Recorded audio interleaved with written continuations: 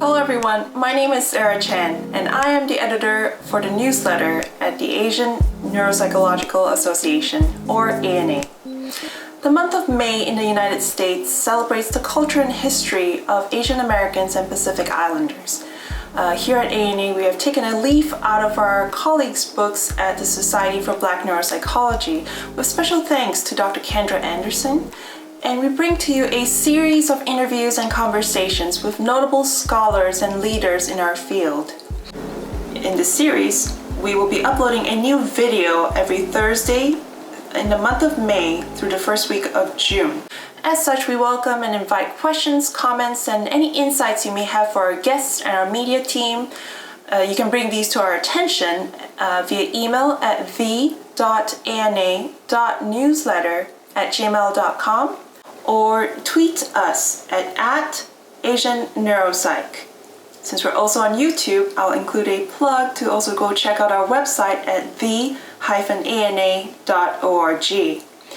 Our first guest in our series is a person whose name is and really should be familiar to anyone who's training in the field of psychology. Dr. Derald Wing Sue is a professor of psychology and education in the Department of Counseling and Clinical Psychology at Teachers College, Columbia University. He was the co-founder and first president of the Asian American Psychological Association and past president for the Society for the Psychological Study of Culture, Ethnicity and Race, and the Society of Counseling Psychology. Dr. Sue has also served as an editor or associate editor to many professional journals, including the American Psychologist and the Asian American Journal of Psychology. And as many of us may know, Dr. Sue is really a pioneer in the field of multicultural psychology, microaggression theory, racial dialogues, multicultural counseling and therapy, and the psychology of racism or antiracism. He's the author of 23 books and over 170 scholarly publications. His services has been widely sought by many groups and organizations, both in the public and private sectors. He has done extensive cultural diversity training for multiple Fortune 500 companies, institutions of higher education, governmental agencies, public schools, and mental health organizations. His most recent research and work really focuses on microintervention strategies to disarm and dismantle racism and bias. And for our viewers, we will also be including a list of resources to check out and read more about microintervention strategies. These will also be included on our website. Speaking to Dr. Sue today is none other than our very own Dr. Daryl Fujii, the founder and past president of ANA. Dr. Fujii is a board-certified neuropsychologist and staff neuropsychologist at the VA Pacific Islands in Honolulu. His research interests include cross-cultural neuropsychology, schizophrenia, geriatrics, secondary psychosis, and psychosis secondary to TBI. Dr. Fujii has 70 publications, including 3 books: The Spectrum of Psychotic Disorders, Neurobiology, Etiology, and Pathogenesis, published in 2007, The Neuropsychology of Asian Americans, published in 2010, and Conducting a Culturally Informed Neuropsychological Evaluation in 2016. Please check those out. Dr. Fujii is currently the chair of the VA Pacific Island and Central California IRB boards. In addition to that, he is an associate editor for the Archives of Clinical Neuropsychology. And without any further delay, I'm just going to let them take it away. Good morning, Dr. Sue. And Good morning. So we just have a bunch of questions, from our membership. And the first one is, can you tell us about your upbringing and how it has influenced your work? That is a very important question, because a lot of people ask me about when did you get interested in this area of research and study, especially on microaggressions and multicultural counseling. And it has a lot to do with the fact, I was born and raised in Portland, Oregon. My mother was a first generation born in Stockton, California. My father immigrated to the United States when he was, I think, about 15, and he came over by himself. When they got married, we were raised during about the first 5 years of our life in Portland, Oregon, Chinatown. And then my father, knowing, because I had two other brothers born during that period of time, wanted a bigger house, and we moved to the southeast district of Portland, Oregon. And it was my first exposure to a primarily all-white neighborhood, all-white school. In fact, my brother Dave, who was 1 year older, Stan, who was a year younger, we went to Abernathy grade school and were one of the few students of color there. And it was there that I learned about what it was like to be the butt of racial discrimination and jokes. I recall that when we first went to school, our introduction to school was constant teasing by our classmates. They would say things like, Ching Chong Chinaman, say things like, trying to imitate Chinese. And they would say Chinese, Japanese, funny eyes, and chant this all over. And we were never accepted by the majority of students there. But the most damaging effect that I had was not so much from classmates, but I recall one day talking to my brother Stan in Chinese. This was an elementary grade school, and the bell was about ready to ring. And the teacher came out of her classroom and overheard us speaking in Chinese. And she immediately said, Derald, you're in America. When you're in America, you speak English, not Chinese. Now get into the classroom now. The class is about ready to begin. And I remember how humiliated I felt. I ran into the classroom, found my desk, and practically slumped down and constantly thought to myself, what had I done wrong to deserve something of that nature?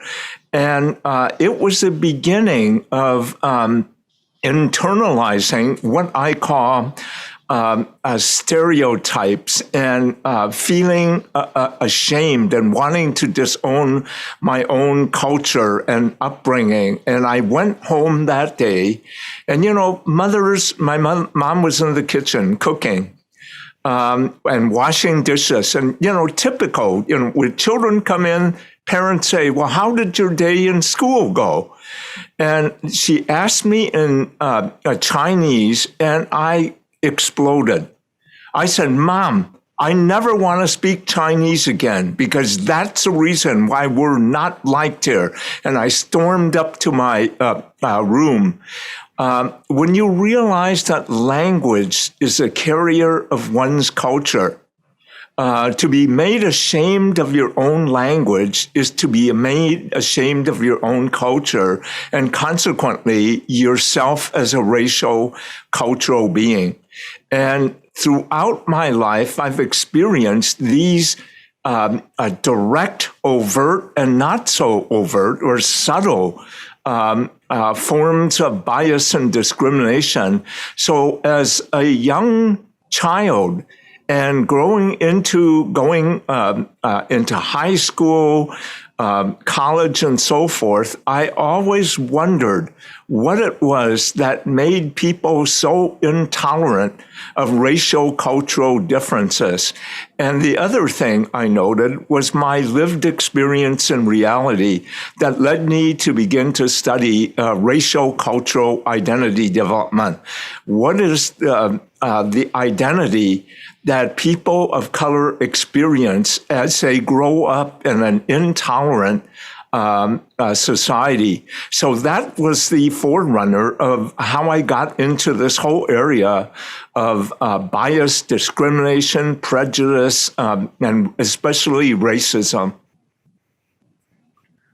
What a story. I think, one thing great because of yourself, you turned this negative experience into a positive. And I think a lot of our membership can relate to what you have. But I think it's great, again, how you've turned that negative experience into such a positive body of research and knowledge. Kind of related, you lived through the civil rights movement in the 60s and participated in the Third World Liberation Movement while faculty member at UC Berkeley. And this protest resulted in the establishment of the field of ethnic studies, which was non-existent at that time. Do you see parallels between then and now in terms of the nation's readiness for social justice? That's a very complex question that you're asking. And whether the nation is ready for social justice now has some of the underpinnings of the free speech movement, the Third World Strike, that occurred in the 1960s and 1970s. When I was at Berkeley, one of the things that I realized, and I was working in the Counseling Psychological Services Center, was how many Asian students I saw as clients who came to the counseling center, not the psychiatric center, but because the counseling center was associated with career, vocational, educational counseling, they were more prone to use those services than going into a psychiatric service. But what happened to them was that I think that a lot of Asian American students then were also, like me, searching for who they were as racial cultural beings in light of their a society that tended to silence them, oppress them, and derogate them or equate their differences with deviancy.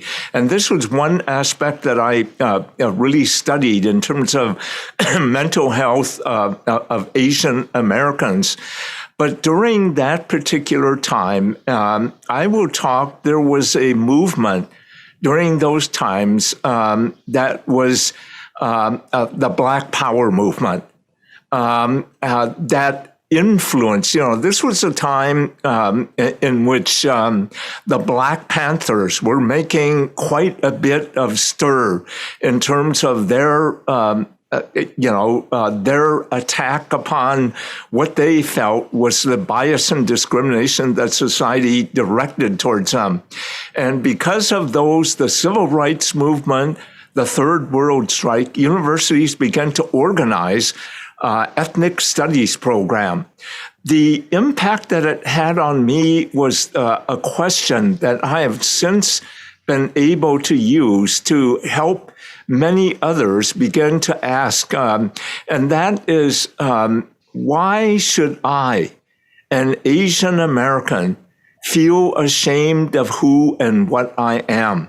This was what I was witnessing a lot of times in many Asian clients that I worked with, that they were struggling with how society was telling them to be different was to be deviant, to be inferior, to be less competent, capable, to have to deal with all those stereotypes.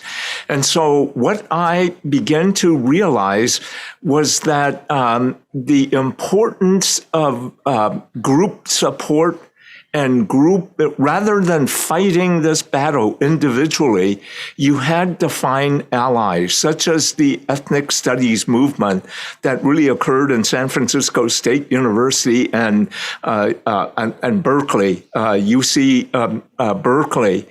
And it was empowering to be involved with a group movement to stress racial, ethnic pride. And the Black is Beautiful movement really had a big impact on, I think, many other group movements, because we began to talk about yellow power, red power. Don't feel ashamed of who and what you are. Don't let society define you in ways that are not true to your own sense of integrity. So that was something that I took away, that group movements were important. Now, how does that relate to what's happening now? And I think that the movements of the 60s, in which liberation was part of the empowering of people of color, that progressively, year after year, decade after decade, many of us begin to assert our own voice and rights, to claim that we are also part of this country. We built this country or helped build this country. We don't need to be ashamed of that. We wanted to reclaim that aspect of our being and history. What we're witnessing now has been decades in the making, where many, and it's very controversial, many of my white colleagues, friends, white people, in the past found it to be against the grain, that being called a racist was the most horrendous thing that they could experience. And so overt forms of racism began to disappear, but they were morphed into what I call a different sort of racism. My good friend, and colleague, John DeVideo at Yale University, calls it aversive racism. The racism that becomes hidden and invisible. And what I think is happening here is that I'm fast forwarding now to the current situation, that many of my white neighbors, friends, colleagues feel that a way of life is being lost. We know that the United States, somewhere between the decades 2030 to 2050, that people of color will become a numerical majority. They are feeling scared and threatened. They were threatened when Barack Obama was elected president. They were really scared to death that something bad was going on. So, and I don't want to get political, but you can't separate politics from the issue of racial, cultural differences and diversity. But when Trump came along, he tapped into a wellspring of resentment, fear, anger. And just look at his statement, "Make America Great Again." Now, part of my studies on microaggressions tell me that you study meta-communications, hidden messages in what people are saying. "Make America Great Again" is really a statement that is appealing to a large group of people because it is saying to them, make America white again. Make America again a place in which women and people of color knew their place. Make America again a nation in which marriage is defined as between a man and a woman. Make America again a place where LGBTQ individuals were considered abnormal in the Diagnostic and Statistical Manual of the American Psychiatric Association. And so we are now confronting a backlash, a huge backlash in which people do not want their way of life and maybe it's not even in their level of awareness, they don't want it to go away. So they are fighting back using whatever means that they can do.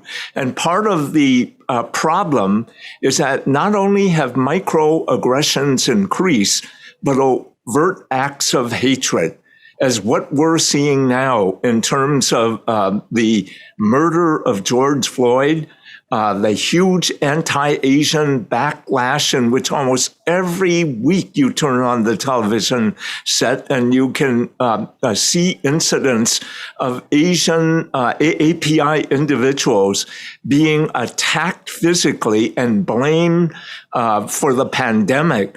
But truthfully, overt racism towards Asians have historically been there all the time.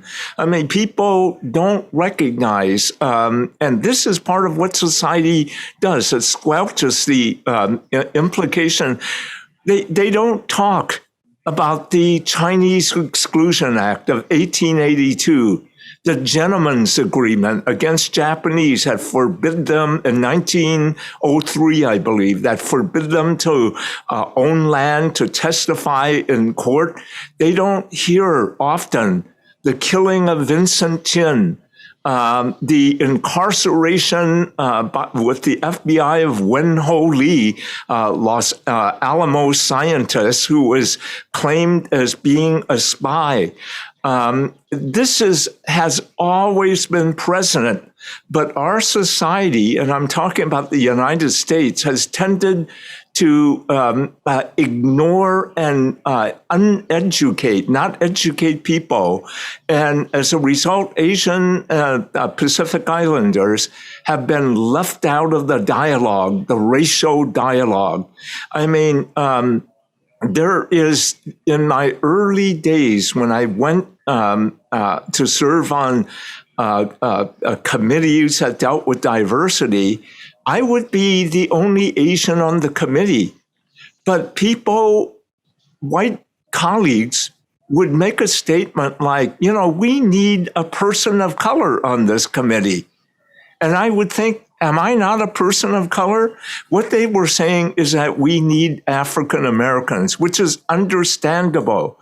But what it has tended to do is to make Asian Americans invisible, that they are not really a group that is worthy of being considered as oppression. And I think as early as 1972, my brother Stan Dave and I wrote in the American Psychologist, Asian Americans, a minority group.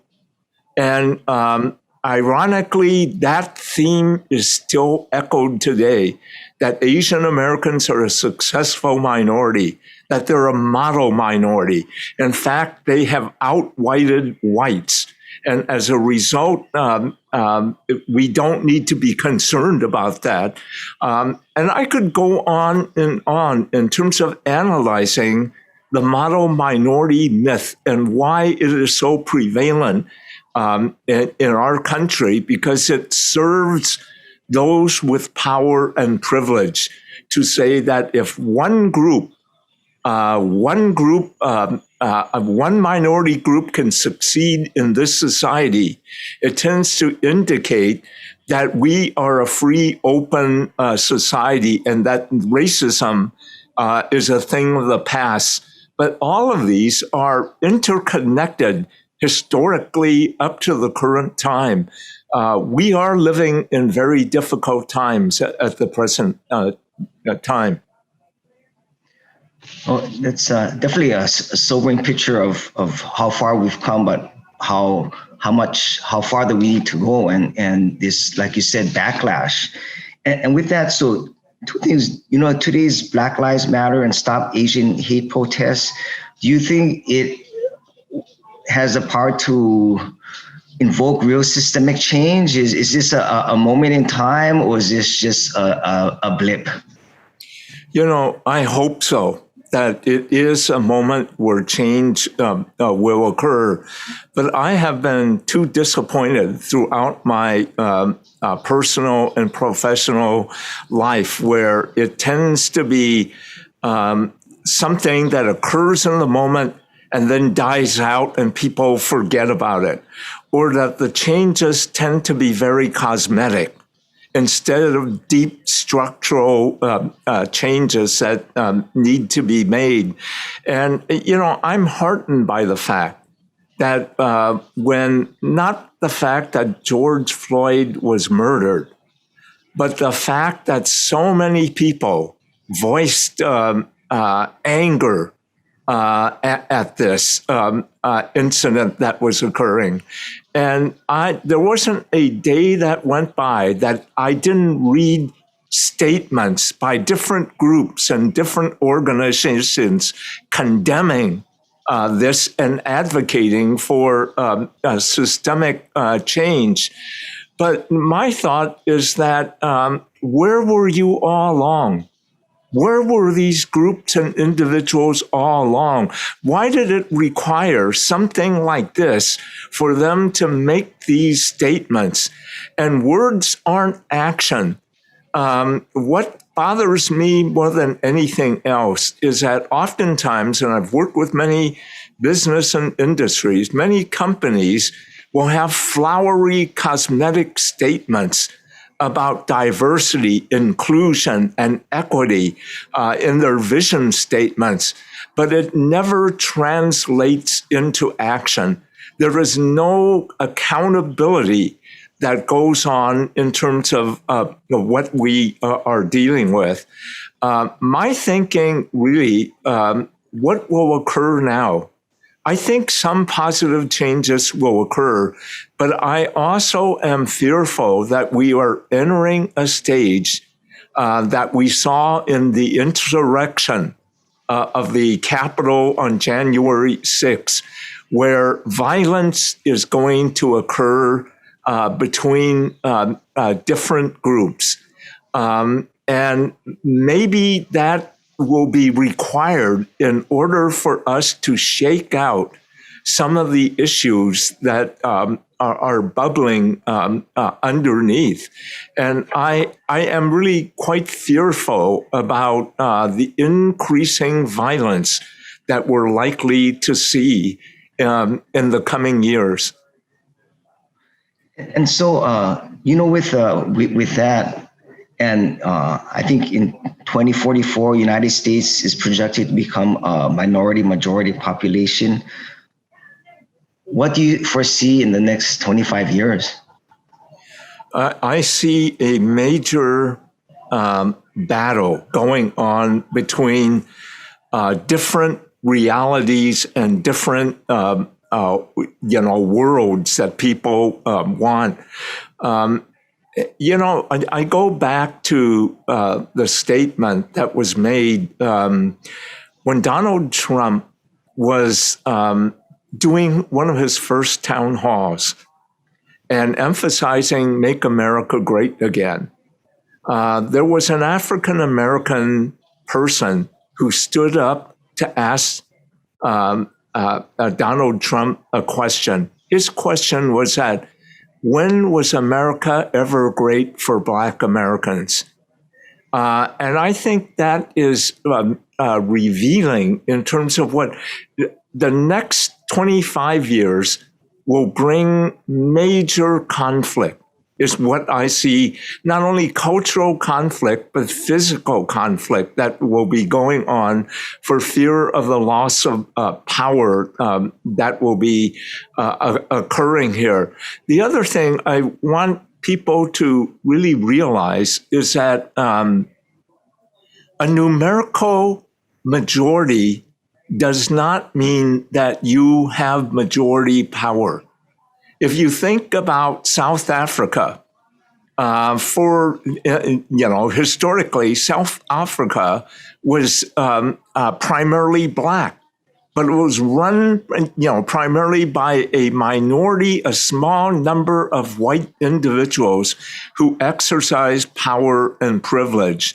And the way that we're going to ever deal with this is to really become what I call a multicultural nation, as opposed to a monocultural one.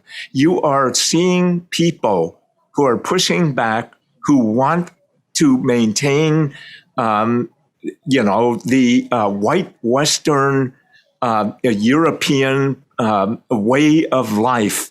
That oftentimes they aren't able, they know something's wrong, but they aren't able to even realize how biased and bigoted that particular image is all about.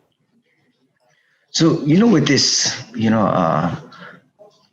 with the future, that's coming, because, the old establishment trying to maintain power in spite of dwindling numbers, for Asian Americans or organizations like Asian Neuropsychological Association, what can we do to protect ourselves, but also to facilitate, change in society? This has been part of my current research and work. I call it microinterventions. These are the everyday actions, words, deeds, actions that people can do to disarm and dismantle individual and institutional racism and bias. And in my most recent work, we published the preliminary work in the American Psychologist, but we published 2 months ago a book on disarming microaggressions and macroaggressions, intervention strategies. And it is a call to individuals to pick up the mantle, to begin to affect change, not only individually, but institutionally. And that is why the work that we've been doing has been broadened from micro-interventions, which are interpersonal expressions of bias, to macroaggressions, biases that reside in the programs, policies, and practices of our society and institutions. That are harmful to people. And the thought that we are powerless to do anything is really quite wrong. We do have the ability to affect change. And in this toolkit that my graduate students and I have worked up, we outline 4 strategies that can be used to address individual and institutional change, and that is to make the invisible visible. The reason why people won't be motivated to change is that much of their biases are invisible to them. They don't know that they're reacting in a way that is biased, or that the biases are hidden in a policy that appears to be fair and equal, but is truly discriminatory. And women oftentimes talk about the glass ceiling. They're saying a policy or practice that is so invisible, but it allows only certain groups to rise and others not. So as long as we're unaware of the manifestation of individual bias or institutional one, we're not going to affect change. So making it visible is very important. The second one that we've talked about is to educate the perpetrator or educate the organizations that are doing, and many strategies and tactics that we've outlined deal with education. The third one is to disarm the micro and macro aggressions. And this goes to the area of social advocacy, social justice, group movements, not simply individual action that forms allies and support groups. And the fourth area that we talk about is seeking outside support and help. There are organizations that we can seek, the Southern Poverty Law Center, many organizations that are empowered and have the ability to aid you in the necessary changes that need to be made. And so I think that we need to just simply motivate people to take action in doing this. That's great that, despite this, this sobering reality, what's happening, there are things that we can do individually and as a group or interorganizationally to combat this and to facilitate change. So kind of shifting over to, our membership is primarily students, trainees, early career psychologists. And some of the questions were, what are some in terms of supervision and training? So what are some concrete things students of color should be looking for in a culturally competent supervisor, particularly how they navigate day-to-day clinical research and activities? Okay, this is where the area of cultural competence becomes very important. And the objectives that are present for supervisors, for faculty, for students and graduates are all the same. There are really, in my thinking, 4 major objectives that are very important for all of us to begin to develop in order to become culturally competent. The first one is to become aware of your own worldview. Who are you as a racial cultural being? What are your values, your biases, your assumptions about human behavior? It means deeply looking into yourself as to who you are, like I was saying, in terms of racial, cultural beings. And the way I have done this with graduate students, supervisees, and even when I train supervisors or train trainers, that is I ask them one simple question. What does it mean to be Asian American? What does it mean to be Black? What does it mean to be a Latinx American? What does it mean to be Native American? And the question that the group that has the most difficulty answering, what does it mean to be white? When I ask students of color or supervisees of color that question, what does it mean to be a person of color? They may initially hesitate, but they are able to talk about it. Well, it means this and this and this.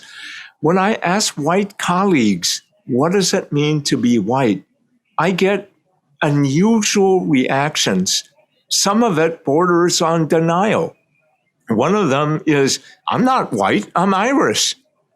You're stereotyping me. They're getting angry because they have not looked at the fact that to be white is to be something quite different than being a person of color. The lived reality of white Americans. That's why, in the case, it took the many phone videos for many of my white brothers and sisters to suddenly acknowledge that, yes, the police treat Black motorists differently. They had to see it because white Americans don't experience this. And so what happens here is that white brothers and sisters have to begin to realize what white privilege is, what whiteness is all about, the advantages that they have with being a white and so forth. And only when you begin to understand your own worldview will you be able to then move to the next objective, which is to be able to understand the worldview of people who differ from you in terms of race, culture, ethnicity, gender, sexual orientation, or identity. In the past in psychology, it was almost considered that whiteness is universal. They don't accept the fact, and you have to ask the question, do African Americans, do Asian Americans, do white Americans have different worldviews? And my answer is yes, even though I don't want to stereotype and I acknowledge the limitations of this broad generality. What is clear to me is that, yes, groups have different worldviews based upon a number of different things: cultural values, upbringing, and differences. One of them is that I think we all know, for example, that AAPI groups, the psychosocial unit of operation, is not the individual. It's the family, the group, or the collective society. But in the United States, almost everything, psychology, measures of mental health are based upon the psychosocial unit being the individual, rugged individualism, independence. Being healthy is autonomous and autonomy. And you get this clash. And when you don't, going back to the thing, if you don't realize that you value individualism, and you encounter an Asian client, for example, or an Asian American that seems to want to make decisions with their family, you may label that Asian individual immature, too overly dependent. You have to begin to understand the worldview of people who differ from you.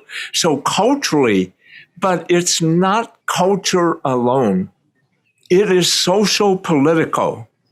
The worldview of people of color are not simply that I value the family as part of the culture.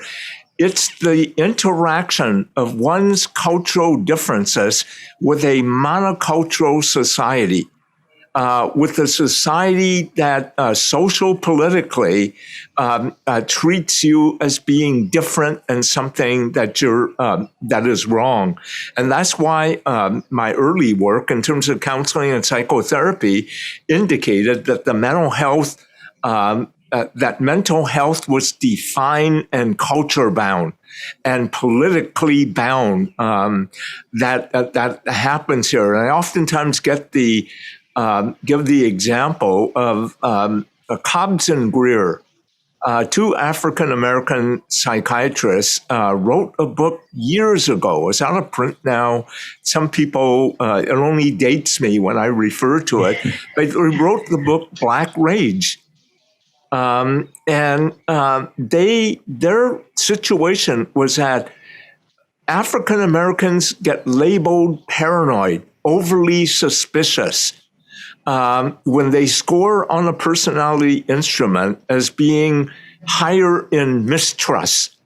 And what they tended to say was that they reinterpreted that the higher level of mistrust among African Americans was healthy paranoia. I know some people don't like that particular term, but they were saying that for African Americans to function and survive in a racist society means that they have to be extra vigilant and guarded in terms of perceiving what's going on. And that type of social political dynamic is also part of the worldview. And that's why African American parents have what we call the talk with their teenage kids. When they get stopped by police officers, keep your hands in plain sight. Be respectful, because they are warning them that they are in danger. So part of it is that you have to begin to understand the worldview, which is complicated, of people who differ from you. The third aspect of competence is the ability to engage in culturally appropriate communication intervention styles when supervising, when counseling, when doing therapy, when managing.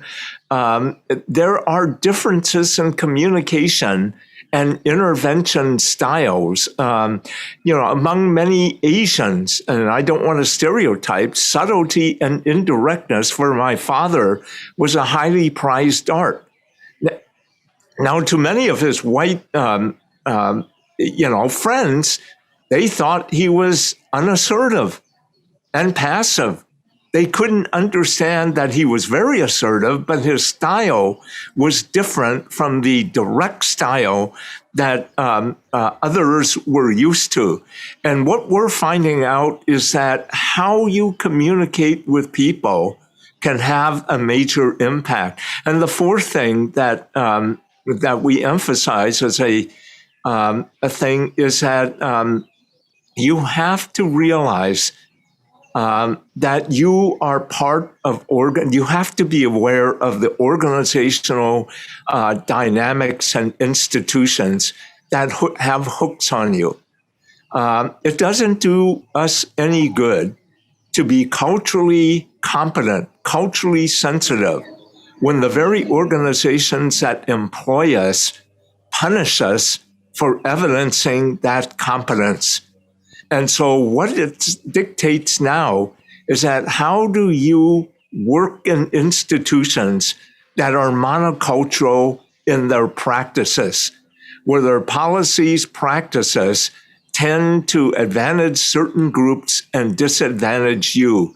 And this means that you have to be very aware of organizational functioning and dynamics. And when you put all four of those together, you can see how complex it is when you try to tease out certain aspects of what is going on. Most training starts with your own awareness and self-reckoning with yourself. So a related question is, in terms of we talked about supervision and relationship between person with privilege and a minority. What are some micro-interventions, options, suggestions you have if the perpetrator is someone in position of power, such as a supervisor, faculty member, or employer? I guess, in terms of, again, we're a younger organization, and if you're just starting off work, or if a supervisor, how would you intervene in that situation? This is a very important question, because in our work, what we find is that the power differential oftentimes prevents or dictates against a person with lower power in addressing the perpetrator. And this comes out clearly in one of the studies that we did dealing with the impact of microaggressions in, let's say, the classroom. We went in with the idea of observing fellow white students engaging in microaggressions against students of color. What shocked us was the finding that, did you know who the most frequent perpetrator of microaggressions towards students of color were? It was not fellow white students. It was the professor. Now, given that thing, isn't it irresponsible for us to recommend that the student initiate pointing that out to a professor? Because all of our studies already know the dynamics. The professor will simply deny or get defensive. And so what we are saying here is that our fourth strategy is seeking outside support and consultation. And this can be given in a number of different ways. Oftentimes, for example, in one of our observations, when a professor conducted a microaggression towards, let's say, a Black student, the Black student chose to do nothing. But what was surprising to us was that any time a microaggression was directed by a professor to a Black student, all the other students of color made eye contact with the student, the target. And it was a micro-intervention in this sense. They were saying to this Black student, "You're not crazy. That was a microaggression. It did happen. We understand. We support you. We're in the same boat. And it made the student not feel alone. But it still doesn't deal with the issue of how do we deal with these people in power who engage in things. There are several things that can happen. There are varying degrees of micro interventions that can be taken. For example, let me give you an idea. It depends what you choose to do depends on your assessment of the person in power, whether they are open or closed to what is going on. But there is a range of micro interventions you can engage in. One of them is a professor once complimented me for speaking good English. Now, I want you to, to the professor, it's a compliment. But to me, it was a message that you are a perpetual alien in your own country. You are not a true American. The way I usually handle it, I can either go to the meta communication and confront him. The way I chose to handle it was, "Thank you, Dr. Smith. I hope so. I was born here." Now, what I was saying was thanking his conscious communication, but undermining his meta communication. Now, if you want to get even more confrontive, you can say, "Thank you, Dr. Smith. You do too." In terms of speaking good English, I mean, you're trying to educate or make the invisible visible. But these things require a great deal of courage. And so what I would suggest is that students form networks of support and allies and seek out maybe another faculty member, a supervisor who has an equal status relationship that may help intervene. And there are varying levels of seeking outside support and help that can be done depending upon how confrontive you want to be or how important this is for you. You can document these incidents. In the world of work, I recommend women, when they are engaged being sexually harassed, one of the things that they can do is document it for later use. But when you deal with a supervisor or professor, what you really want to do first is not to be punitive, but to be educational. And if the other professor's aid that you can seek can go over and say that to John Smith, Dr. Smith, "John, I know you meant that to be a compliment, but what you said had this impact. I know you might have been joking, but that really hurt such and such." You don't want to make it an argument over intent because you'll lose the battle. You can never prove intent because what will happen is that the Dr. Smith will simply say, "Well, I meant it as a joke," or "I was complimenting." Don't get into that argument because it is not. But when you talk about impact, it is concrete, solid, and the person can say, "Well, maybe I should, how else could I have said something like that?" And so these are things that oftentimes happens, but I recommend that all people do not, when you're in a power differential situation, remember that you are not alone. If you see yourself as alone, you'll be disempowered. See yourself as belonging to a group. When all the Black students made eye contact with the African, it supported that person. So you need to be supported. And then you need to also think about actions that can change the situation when possible. Thanks. So Dr. Sue, this has been, just a great, just in terms of learning experience for me, definitely I think for our organization, just seeing your perspective on how things have changed, but how much work has been done and to do and this backlash. I have two more questions, and just to impart pearls of wisdom. First is, our Asian Neuropsychological Association is a relatively young organization. It was founded in 2018. And there was a great need to support the burgeoning number of Asian Americans going into clinical neuropsychology.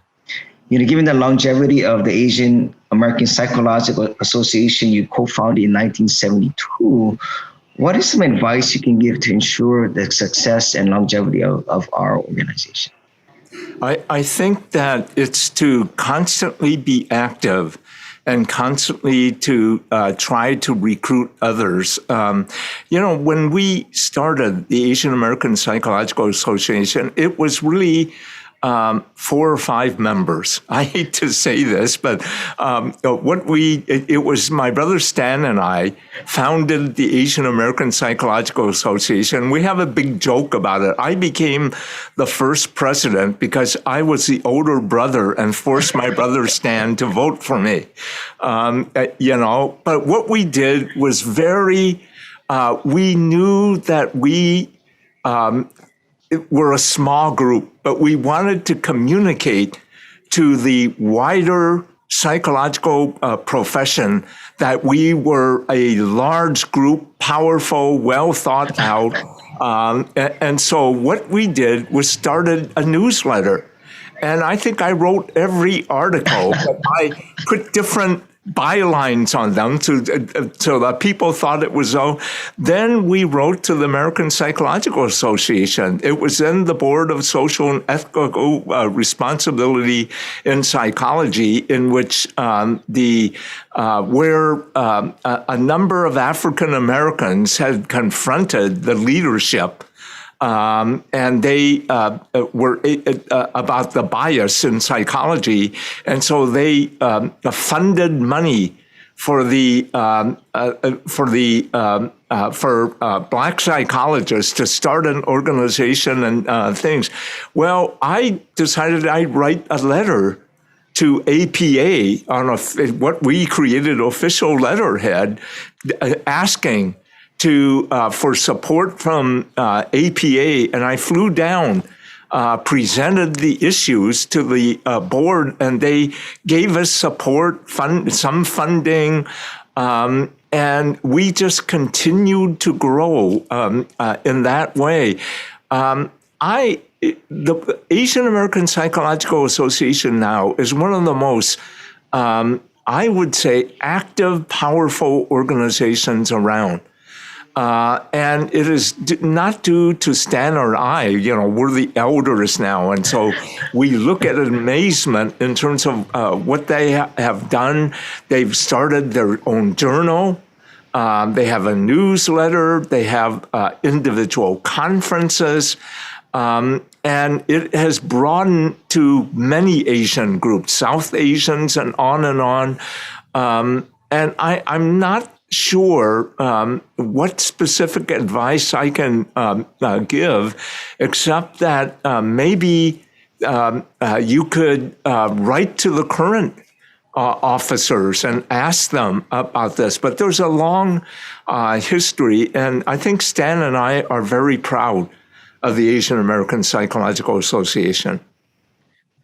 And last question, most of our membership are graduate students, trainees, or early career neuropsychologists. I said, what are 3 pearls of wisdom you can give to our members to not only succeed in their careers, but also in life? I think enjoy what you do. You have to have passion. I oftentimes amazed by how many of my colleagues, and it's not correlated with race or ethnicity, do research and do work and writing in a field that they do not out of passion. It is just simply to get promoted. That's what I say. The other is to be true to yourself, who you are as a racial cultural being. And the third one, I think, that is very important is that the doing is as important as the outcome. And what I mean by that is Dr. Martin Luther King had a vision that sometime in the future, he saw a society that changed. I'm not sure I share that vision. It's an aspirational division, but what I find is that the doing is as important as the outcome because it is an expression of your racial cultural identity, your humanity, and your integrity. And that, to me, is the most valuable thing that I think I've lived in my life, that the integrity is very important. Okay, well, Dr. Sue, it's been a quick, great hour. And, again, on behalf of the American Neuropsychological Association, thanks for, taking the time to spread your pearls of wisdom and, experiences, a lifetime experience of racial relations and what you've experienced, what the fight needs to be, and what, the direction that, people can take in asserting ourselves as well as, having successful life. So thank you. Yeah. Well, thank you for having me. Yeah. Thanks.